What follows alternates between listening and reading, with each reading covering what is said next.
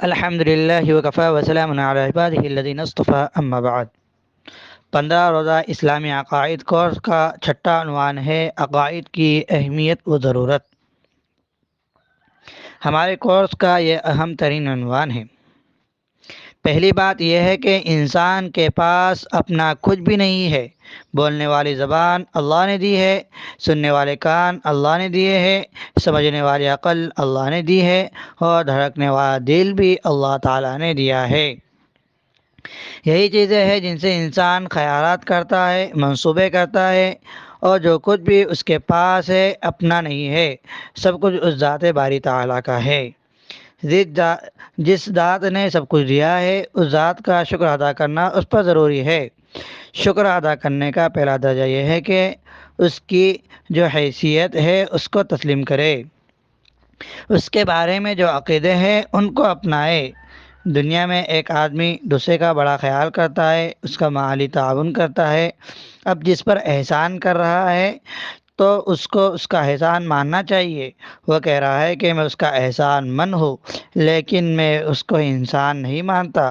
یہ کتنی بری بات ہے اور کتنی ناشکری کی بات ہے کہ احسان مان رہا ہے لیکن اس کی حیثیت نہیں مان رہا ہے۔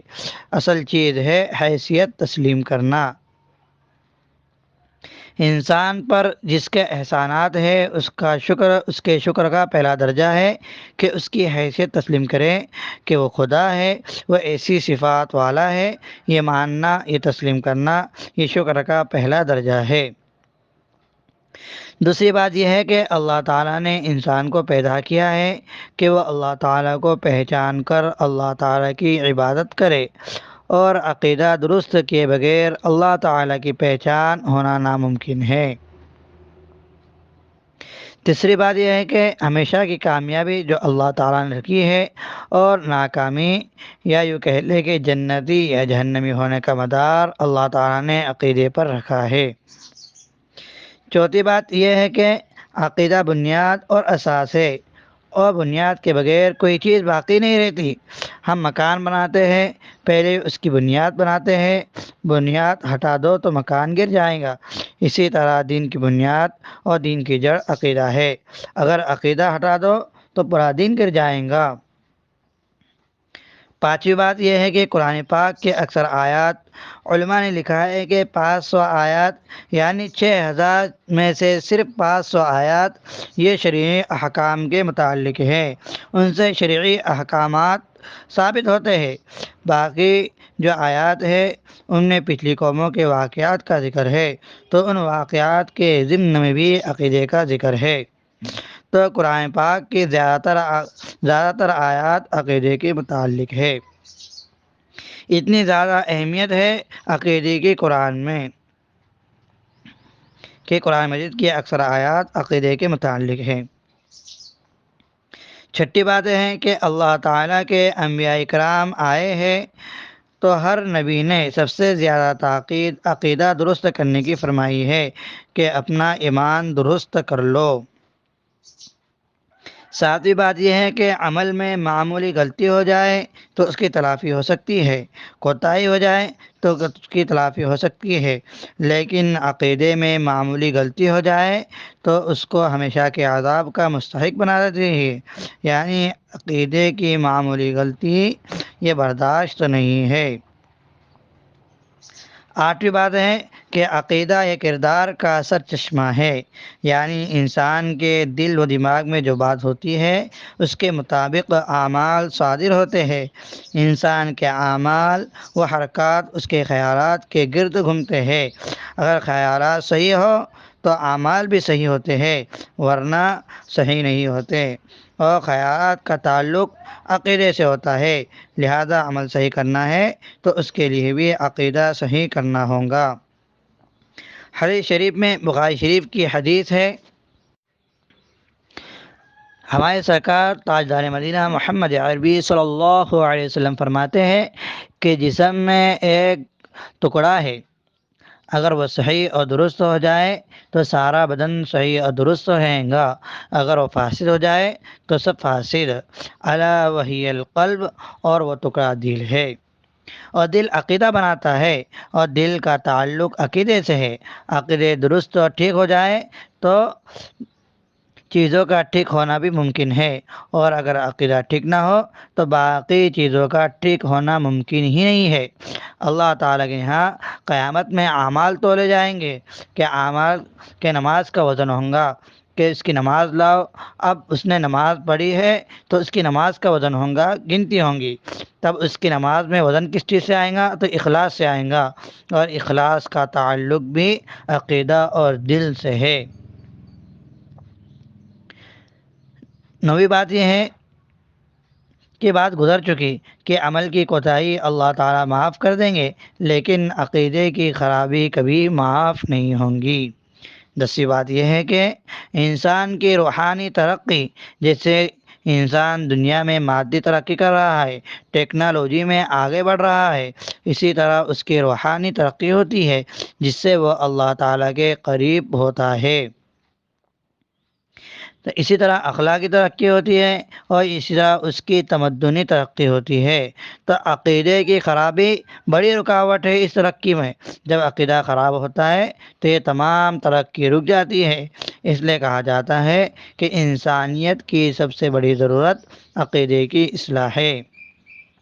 کھانے کو نہیں ملا تو کوئی بات نہیں، بھوکا مر جائیں گا، 4 دن کی زندگی ہے، گزر جائیں گی۔ عمل میں خرابی آئے تو اسے تو کوئی بات نہیں، یہ بات نہیں کہہ سکتے، بلکہ عمل میں خرابی یہ بڑی بات ہے، لیکن اس درجے کی بات نہیں جس طرح کی عقیدے کی خرابی ہے۔ اس وقت بلکہ ہر زمانے میں سب سے بڑی ضرورت رہی ہے عقیدے کی اصلاح۔ ایک لمحے کے لیے بھی عقیدہ نہیں چھوڑا جا سکتا۔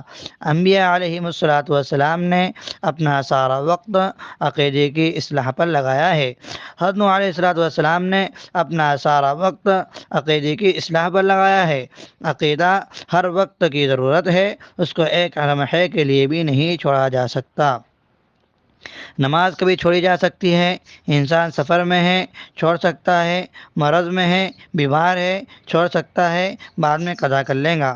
باقی چیزوں کا آگے پیچھے ہونا اس کی کوئی نہ کوئی صورت ممکن ہے، لیکن عقیدہ ایک لمحے کے لیے بھی دل میں نہیں ہوگا تو آدمی ایمان سے نکل جائے گا، اسلام سے نکل جائے گا۔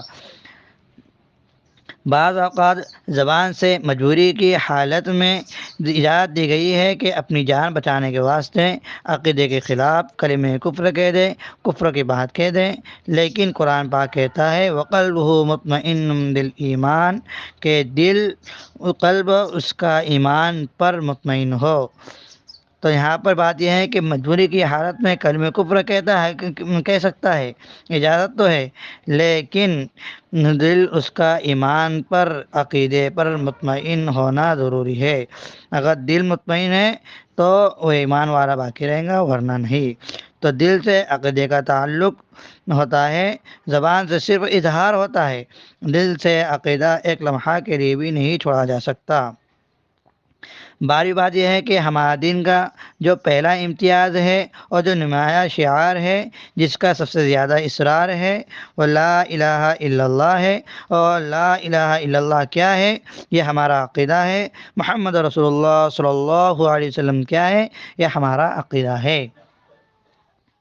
13ویں بات یہ ہے کہ عقیدے کی خرابی اللہ تعالیٰ کے غصے کو بھڑکاتی ہے، بھڑکانے میں زیادہ شدید ہے کہ اعمال کی خرابی سے بھی اللہ تعالیٰ کو غصہ آتا ہے، لیکن عقیدے کی خرابی سے اللہ تعالیٰ کو جتنا غصہ اور جلال آتا ہے، اعمال کی خرابی سے اتنا نہیں آتا۔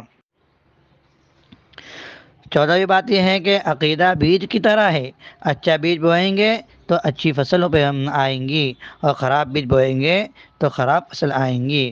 عقیدہ اچھا ہوگا تو انسان اچھا بن جائے گا، عقیدہ خراب ہوگا تو انسان بھی خراب کا خراب رہے گا۔ 15ویں بات علماء نے مثال دی ہے کہ عقیدہ اکائی کی طرح ہے اور اعمال صفر کی طرح ہے۔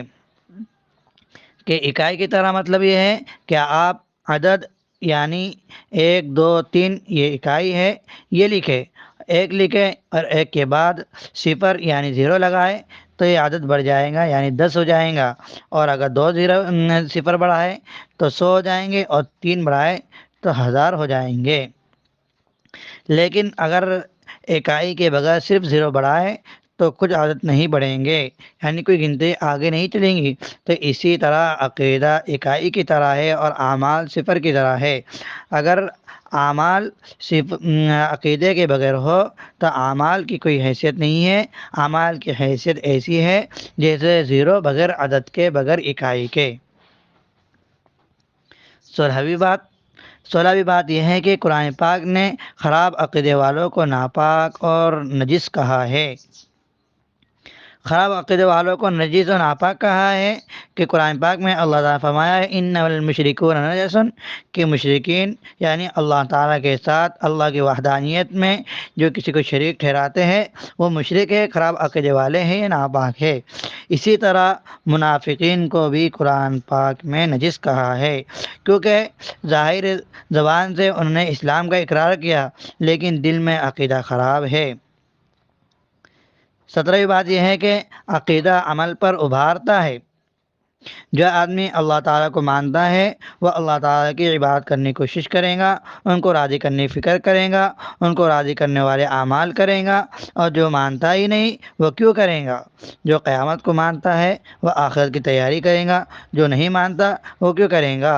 اور جو رسول اللہ صلی اللہ علیہ وسلم کو اللہ کا رسول تسلیم کرتا ہے تو وہ اطاعت کرے گا، اطاعت کرنے کی کوشش کرے گا، اور جو نہیں مانتا وہ اطاعت کیسے کرے گا؟ جو مانتا ہے اس کو کبھی نہ کبھی خیال آئے گا کہ میں اطاعت کی فکر کروں، رسول اللہ صلی اللہ علیہ وسلم کے طریقے کے مطابق زندگی گزارنے کی فکر کروں۔ خلاصہ یہ ہے کہ انسان صحیح معنی میں جو ہے تو صحیح عقیدے کو اپناتا ہے، اور خراب عقیدے والوں کے بارے میں قرآن نے کہا ہے اولئک کالانعام بل ھم اضل، کہ خراب عقیدے والے یہ جانوروں سے بھی بدتر ہے۔ عقیدہ انسان کو انسان بناتا ہے، لہذا انسان بننے کے لیے ضروری ہے کہ انسان اپنا عقیدہ درست کرے۔